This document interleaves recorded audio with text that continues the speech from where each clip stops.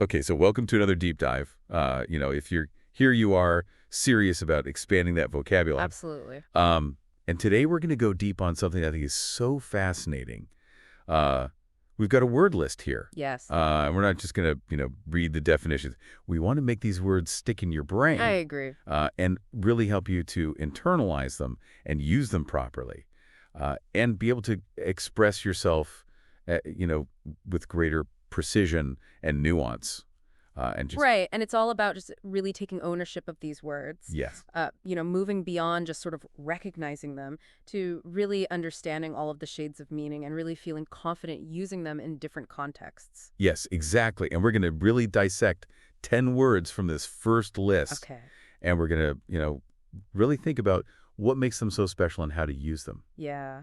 Okay, so let's jump right in with this first word, ahor. All right. Now, I know the basic definition is to hate, Right. but I feel like it's a very specific type of hate. That is a strong word, isn't it? It is a strong word. Like, I abhor having my train of thought completely derailed mid-sentence. Yeah. Like, it's just the worst. It's like mental whiplash. Yeah. What's interesting about abhor is it signifies like a deep sense of disgust or revulsion. Yeah. And it's often directed at something that's considered, you know, morally reprehensible or just utterly distasteful. Yes. It's not just a casual dislike, right? Right. You might dislike a certain flavor of ice cream, Right. but you would abhor something like cruelty to animals. Yes. So it's a much stronger, a much more intense word. Yes, it's that visceral reaction to Right. something that's just truly repugnant. Exactly.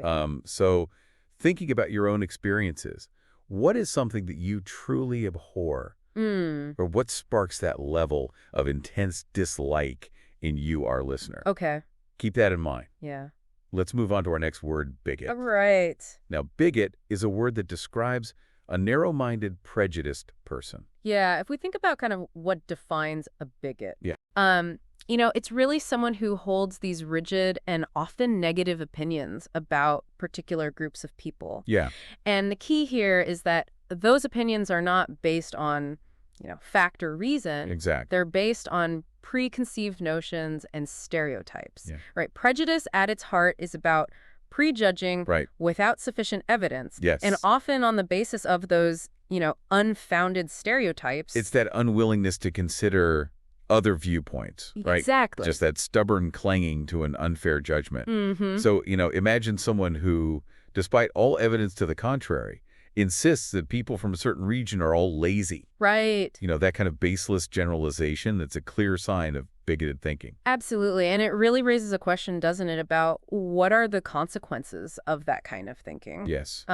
Because bigotry, it fosters division, it fosters injustice. Yeah. When people are judged not on their individual merits, Right. but on, their group affiliation, it leads to unfair treatment. Yeah.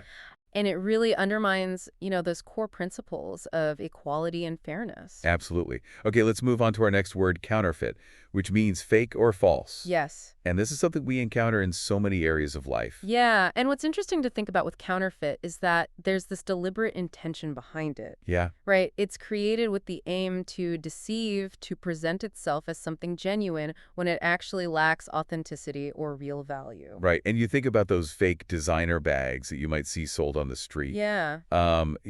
They're mimicking the look of the real thing, hoping to trick someone into thinking that they're getting a bargain. Right. Or even on a more serious note, counterfeit medications Oh, yeah. can have devastating consequences. Absolutely. I remember hearing a story about, these fake antibiotics Oh, wow. that were being sold, and they had no active ingredients. Oh, no. And so people were taking them thinking that they were getting better, but they were really putting their health at risk. Yeah, that's scary. So thinking about your own life, what if something that you relied on Yeah. turned out to be counterfeit? Hmm. Maybe a piece of information, a qualification, even a promise. Right. How would that impact you? It's interesting, isn't it? Because it really highlights this element of betrayal Yes. and the erosion of trust. Right. Counterfeiting really undermines that. It does. Okay, our next word, enfranchise, takes us into the realm of rights and empowerment. Okay. It means to give voting rights. Yes. If we think about it in a broader context, Yeah.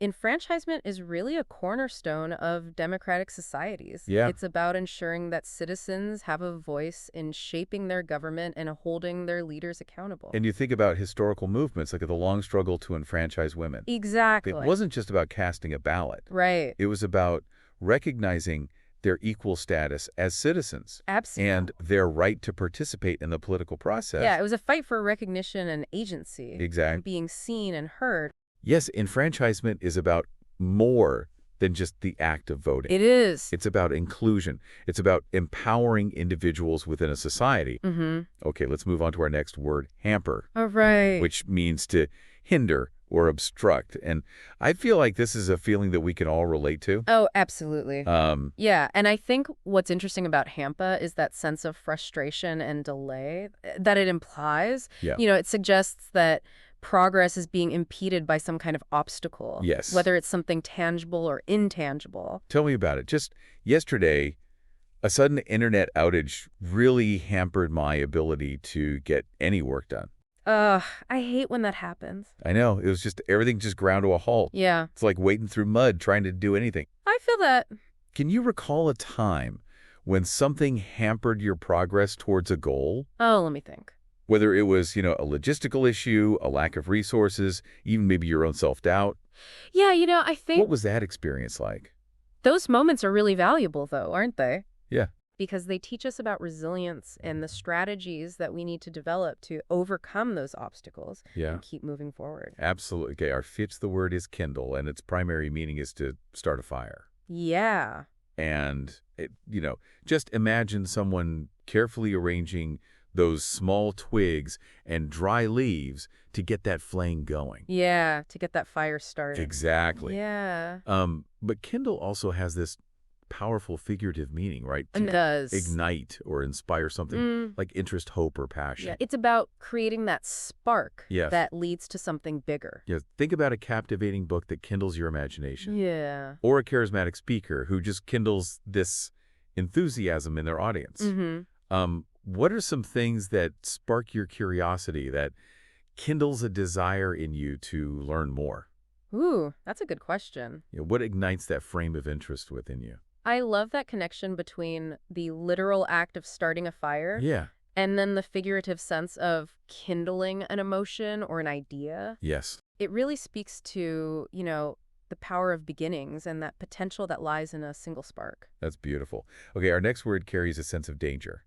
Noxious meaning harmful, poisonous, or even lethal. Ooh, yeah, that's a heavy one. It is. And, if we think about the implications of noxious, it really underscores how important it is to be aware of potential threats. Yes. Threats to our health, threats to our safety. Right. Recognizing noxious substances or environments is really crucial for, preventing harm. And we often hear these warnings, about noxious fumes in emergency situations. Right. And the dangers of handling, certain chemicals without proper protection. Exactly.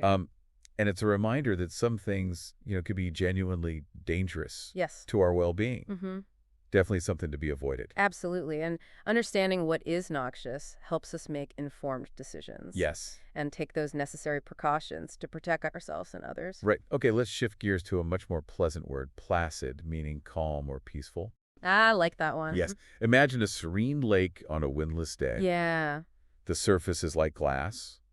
It's a placid scene. It's so peaceful. It is. And what I love about placid is that sense of tranquility and stillness it evokes. Yeah. It suggests just this absence of disturbance or agitation, Yeah. just a state of quiet contentment. And that feeling of serenity, it could be so valuable in our often hectic lives. Absolutely. Think about a place or a moment that brings you that sense of placid calm. Maybe it's the quiet of the early morning, a walk in nature, or simply a few moments of stillness. Mm-hmm. What creates that feeling for you? I think identifying and cultivating those placid moments Yeah. or those environments can be so beneficial. Yes. For our mental and emotional well-being, it's that much needed respite from all the stresses Yes. of daily life. Absolutely. Okay, our penultimate word is remuneration, which refers to payment for work done. Okay. Yeah. And if we think about remuneration broadly, Yeah. it's a fundamental aspect of how we participate in the economy Yeah. and how we sustain ourselves. Right. It represents the compensation we receive Yeah. for our effort, for our skills, for our time. Right. We're talking about salaries, wages, fees, bonuses, Exactly. any form of payment that we receive in exchange for, the services we provide. Right. It's recognizing the value of someone's labor. Yes. And their contributions. Exactly. Remuneration acknowledges those skills and efforts that people bring to their work. Yeah. And it enables them to meet their financial needs and pursue their goals. Absolutely. Okay. And finally, we arrive at talisman, which is defined as a lucky charm. Okay. And the idea of carrying a talisman for good fortune Yeah. is something that has resonated across cultures and throughout history. It's fascinating, isn't it? It is. And what I find particularly interesting about a talisman is that psychological comfort Yeah. and that sense of security that it can provide, Mhm. even if, we don't have empirical evidence of any magical powers. Right. Just the belief in those protective qualities can be such a powerful source of confidence and reassurance. Yes, whether it's a small stone, a piece of jewelry, Hmm. an object with sentimental value, a talisman often holds this personal significance. Yeah. And it embodies hope or a connection to positive experiences. Absolutely. So, have you ever had something that you considered a talisman? Something that you believe brought you luck? What was it, and what made it special for you? It's so interesting, isn't it, that human tendency that we have to imbue these objects Yeah, with symbolic meaning and then the comfort we derive from those beliefs? it is. It's really fascinating. It is. Okay, so let's do a quick recap of the 10 words that we've explored in this deep dive, Right. just to really cement them in your memory. Yeah. So we had abhor, which means to hate. Mm-hmm. Bigot, a narrow-minded, prejudiced person. Yep. Counterfeit, meaning fake or false. Right. Enfranchise, to give voting rights. Uh-huh. Hamper, to hinder, or obstruct, Mhm. kindle, to start a fire or inspire. Yeah. Noxious, harmful, poisonous, or lethal. Placid, calm, or peaceful. Remuneration, payment for work done. Uh-huh. And talisman, a lucky charm. A lucky charm. I like it. And hopefully, by discussing these words in context Yeah. and connecting them to real-life examples, Exactly. they'll be much easier for you to recall and to use. And remember, the key to really mastering these words is to actively engage with them. Yes. Try using them in your own conversations, It's- in your writing. Mm-hmm. The more you practice, the more integrated they'll become in your vocabulary. Absolutely. So consider this by focusing on and understanding even this small set of precise words.